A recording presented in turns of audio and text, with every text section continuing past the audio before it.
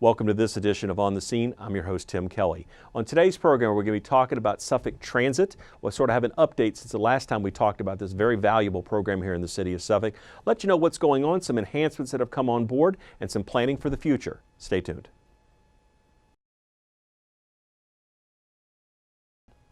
Welcome back to On the Scene. We're joined today by Maria Tukowski to talk about Suffolk Transit. She is the transit manager for the city of Suffolk to handle everything that's going on in that capacity. Maria, thanks for being with us today. Absolutely, glad to be here. Well, we talk about Suffolk Transit. For those who are not aware that we have a bus service running here in the city, what are we talking about and what is the objective of Suffolk Transit to offer services to the people in the city? Okay, so when we're talking about Suffolk Transit, we're talking about an actual public bus system. So there are no age requirements, there's nothing specific for someone to actually ride the bus. It essentially is a public system that if you're capable of getting to a bus stop and paying the fare, you can ride the bus. Got it. So we operate fixed route service, and that is where we have designated routes that kind of run in certain areas with certain stops. We have a lot of bus stops on a lot of the different routes. We've put up a lot of new bus stop signs so you can see much more visibly in the city where you are capable of catching a bus. We do will honor flag down if it's kind of you're in a spot that's not super close to a bus stop and it's safe for us to stop. We'll get you onto the bus. You pay a fare. You can go one way, or you can do all day. Most people will do all day because you ride the bus twice. You've pretty much purchased your all day fare.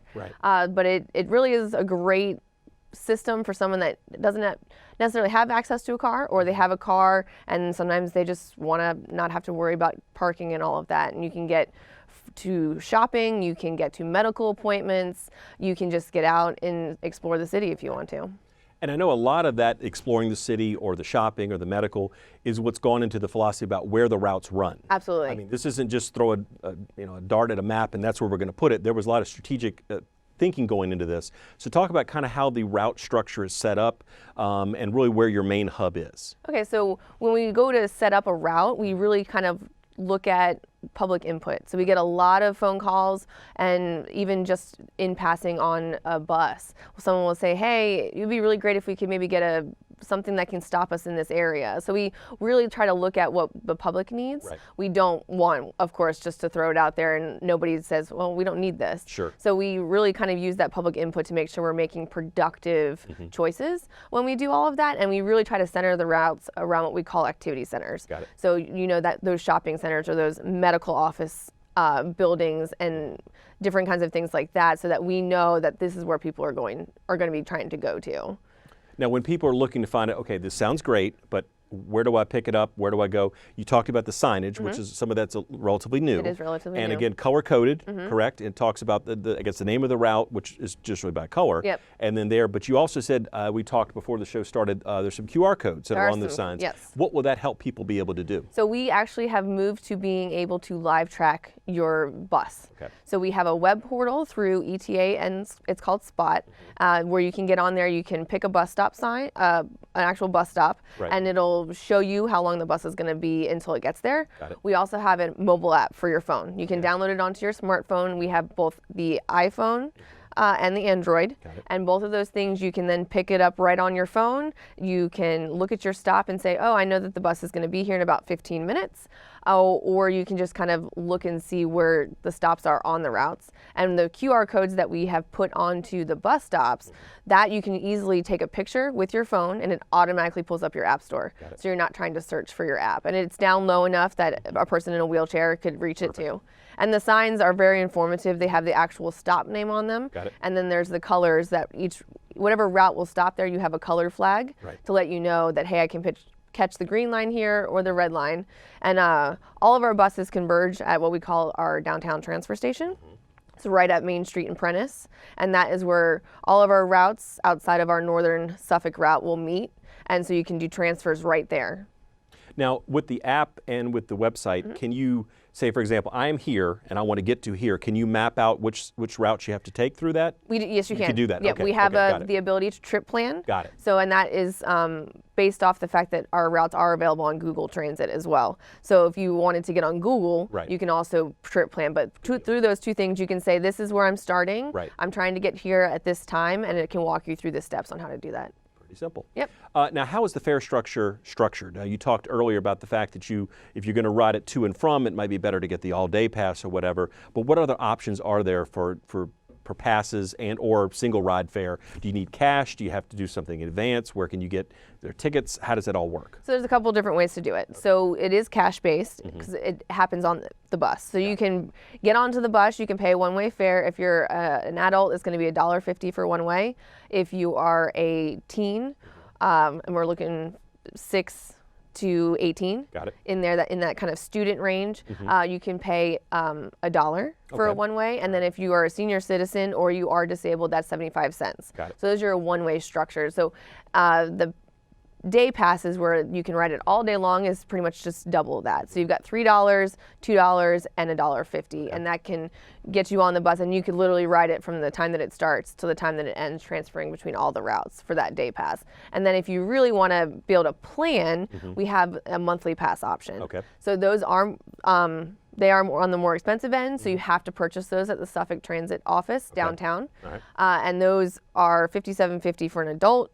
You've got $37.50 for a student, and you've got $27.50 for the senior citizen disabled. And that's for some people that like to just know, I'm going to ride the bus a whole lot during this month. They know that this is the cost, and they can just kind of get it out of the way. Got it. And it's good for 30 days from the day that you purchase it. Okay. So that we don't do it by the month calendar or month. Calendar Right, month, because transit, of course, we don't run 7 days a week. We only run 6, and we don't want people to miss out on the ability to utilize all their days. Now, with that pass, it's unlimited for that period of time, or is it you have a certain amount of rides that are covered within there? So it's unlimited for that period of time. Okay. And those are actually, we will take a picture, and your picture is on your pass, so that we can make sure that it is in fact your pass. That you're not passing it around to that everybody. you're not passing it around, yeah. Seen that pass before, it's coming through again. Yeah. Passing out the window or anything. But with that, when you're paying on the bus, do you need to have exact fare? Do they make change? Do you take credit cards? How does that work? So it is cash, and it is exact fare. There is no ability to make change. The drivers don't actually even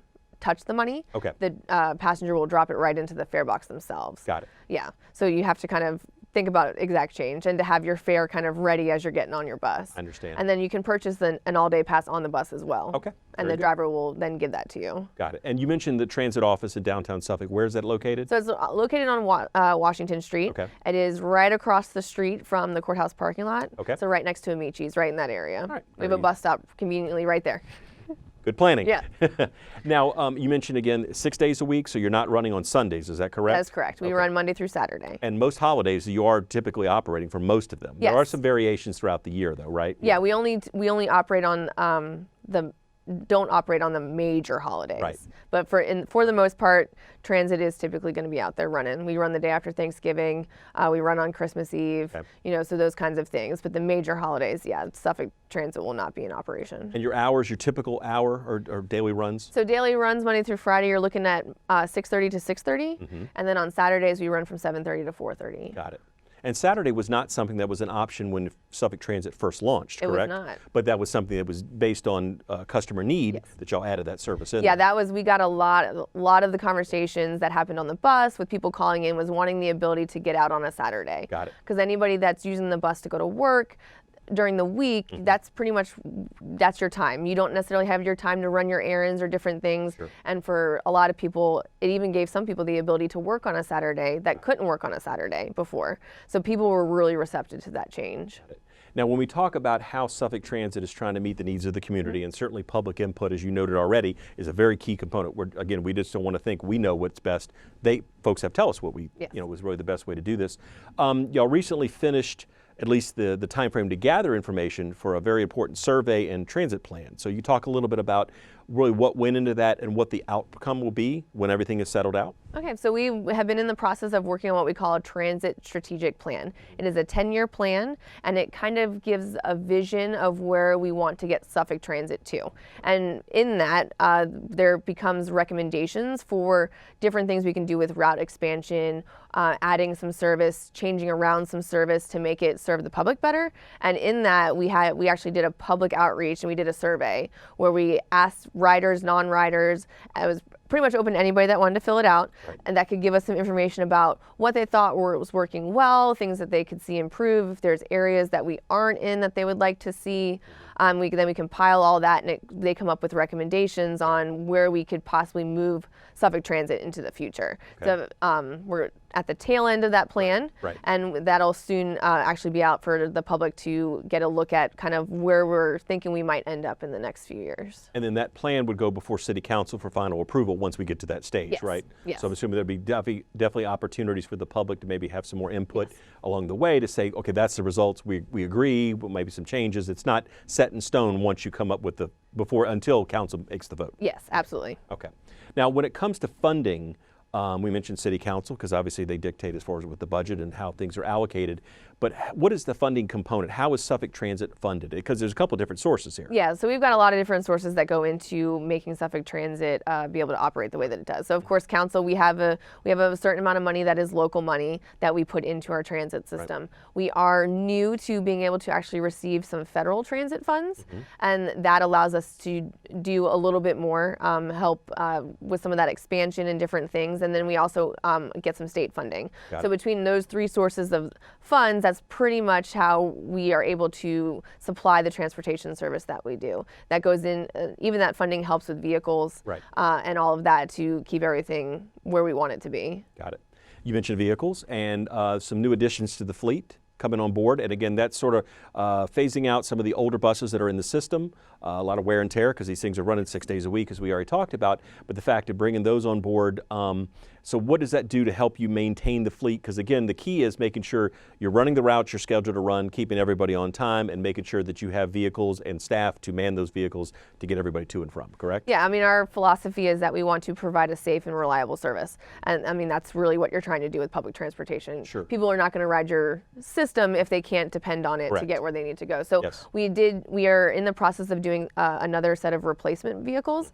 Some of our fleet is a little bit older and has reached what we call their useful life. Right. Once a bus gets past its useful life, you're looking at more maintenance and things where it can't be on the road, and it just quality of vehicle as it ages. Sure. You'll know that with your own car. Correct. So we just received 4 new buses, and in that process, we're going to phase out some of our original fleet, some of our much older vehicles, and put those new buses in there. Okay. And what we do is we don't just dispose of all of them because we are a smaller system. Right. That if we actually have a contingency fleet. So that emergency contingency fleet's really great just in case something really happens. You have a major maintenance issue and you need buses to be able to run. So we'll be able to retire some of those out into that inactive fleet, but they are there just in case. Yeah, the worst thing that happens is you get stuck without a bus. Absolutely. And that's not a good thing for an operating transit system. Yeah, no, absolutely not. We got to have the vehicles to be on the road to run those routes. Now, how big are these buses? I mean, how many folks can ride at one particular time? And as far as what amenities are available on the bus for the riders? So our buses are what we call a body on chassis. They're less than 25 feet. They can hold 21 passengers, but we do have the ability to stand. So inside those, they are equipped with bars across so that people can actually stand. Right.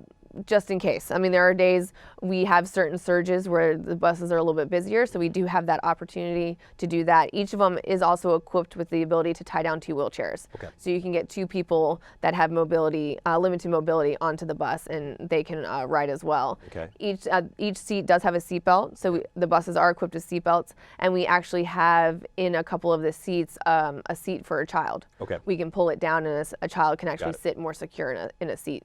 Now, as far as if someone, say, for example, takes their bike to the bus stop, is there a way to, you mentioned the wheelchairs can be stowed. Can you do that as well with a bike, or are y'all set up for that? We are set up for that. You are, okay. We have on the front of every bus, we have what we call a bike rack. Okay. So some are configured where we can fit 2 bikes, and we've moved more towards the ones that actually can fit 3. Got it. And so you just come up to the bus, you put it on there, you can secure it right on the front of the bus. Right. We have a lot of people that utilize that. It's helpful for what we call the first mile, last mile. Got it. So if you're not super close to a bus stop, it allows you to get closer, and then you can grab that. And if you are trying to get to a destination that's a little bit further off, you can grab your bike and ride off the bus and kind of get to where you need to go. Got it. Paratransit, how do y'all incorporate that, and what do people need to do if they need to utilize that particular service? So Paratransit runs complementary to our fixed route, and that is a person that is ADA certified that because of whatever medical condition they may have, they are unable to get to a bus stop. So if they're unable to get to a bus stop, we afford them the ability to ride through paratransit.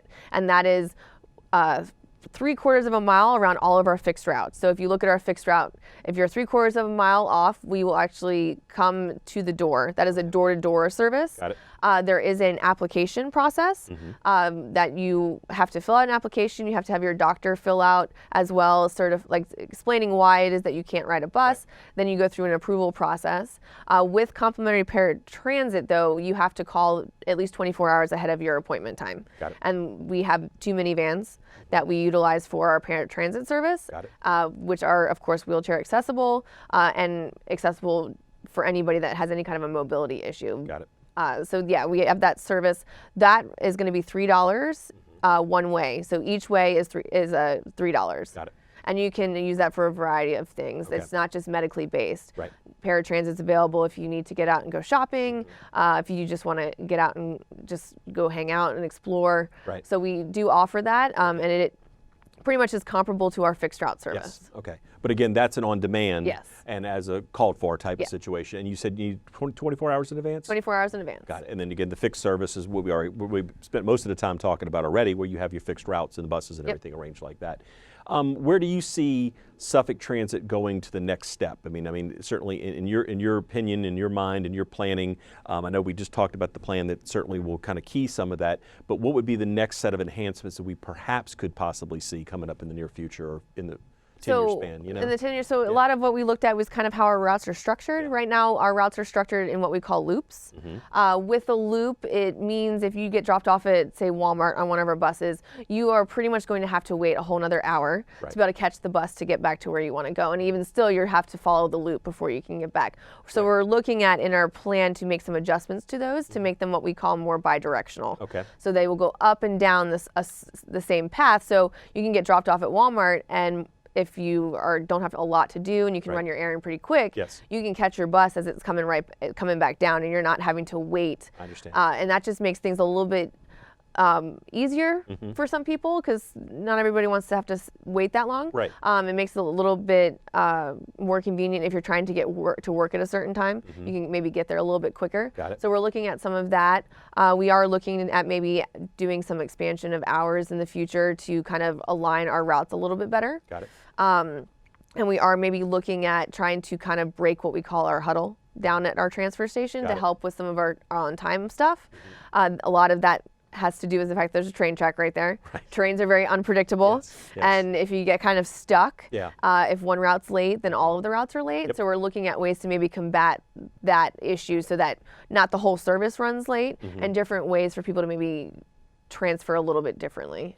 Now, with some of those potential changes or adaptations, if you will, is that going to require more buses, or does it require just sort of reconfiguring how y'all are set up? So for some things it will require more buses. Got it. Okay. Like if we're looking to maybe take one of our routes and kind of split it into two, because it's a very long route, and just it gives a little bit more access to some places we don't have access now. That, of course, now you have a vehicle that could do the route, now you need two. So there are some where there's some expansion vehicles that will be needed, but in general, kind of it's just a little bit of a restructuring. But you're not really looking to, pardon the expression, reinvent the wheel with some of the things, because I'm sure these are things that take place in other transit systems across the country. It's just a matter of bringing it here to better adapt to what your clients need. Yeah, absolutely. And and all of that came from us asking. We put out the draft recommendations of what we were looking at maybe doing, and we then put out another survey with that so that the public could respond and say, yes, I really like that, no, I don't think that's going to work, or maybe we could see this. And we also had people prioritize what they were kind of looking at, a kind of a trade-off exercise, saying, I would like to see more of this, less of this, and just to kind of get a really good idea moving forward of what's going to serve the public the best. And I'm guessing you want to be as diverse as you can for people's needs. Yes. But again, there's a lot of different needs that are out there, and trying to group where you can find the most need, like you said, and to kind of make the best use of the tax dollars and the time and staff and everybody, and also making yourself as accommodatable as you can be to the people that are actually using the service. And one of the stops, correct me if I'm wrong, you do incorporate Paul D. Camp as far as community college. You have a stop there, is that correct? We have a stop right in front of, it's literally right in front of the building. There's a bus stop sign and everything. They were very excited actually when I went Yes. in there to say, hey, can I put a bus stop sign on your property? Right. So we have a stop right there, which Yeah. allows people access to that. And in that particular area, we have a lot of stops near a lot of the industrial facilities that are out there. A lot of people use the bus to get to work. Okay. We even have a total of 11 bus shelters at bus stops that allow, some cover from the weather. We've got some benches. So we're trying to make some little improvements to stops as we go along as Right. well. Looking at maybe adding some benches to some places that don't necessarily need a shelter. Right. So just trying to make some improvements to our bus stops as well. Got it. We actually just did 2 improvements on 2 bus stops. We added some concrete to actually create a bus stop at County and Webb. Got it. So that people don't feel like they need to stand in the street. Understand. And we actually have the ability to, a wheelchair can get up there and wait for the bus. Got it. We also just did a sidewalk project up at Hill Point. So now if you're trying to get from the Social Security Administration, you can actually, there's a way to get your wheelchair up there. You can be on a sidewalk to get to the bus stop, and that was not something we had before. So we're working to make little improvements, make it a better experience for the passenger. Very good. Now, again, I just want to recap mentioning the app and the website as far as what benefits people can get from that and how people can access that, because I really think that's one of the key takeaways from today's program, that if people are looking to kind of see what the system can offer them, it's a great way to get started, right? It is. And actually, if you go to, we have a website through the city, suffolktransit.org. If you go on there, there's all kinds of information right about, it tells you what the web portal is for the spot, and it also tells you about the app and kind of lets you know what you can kind of do with that. Okay. And the app is really great. Yes. You can choose just one route, you can choose all of the routes, and you can see how they kind of interact with each other. And I use it all the time. It's just a really great way to know where your bus is.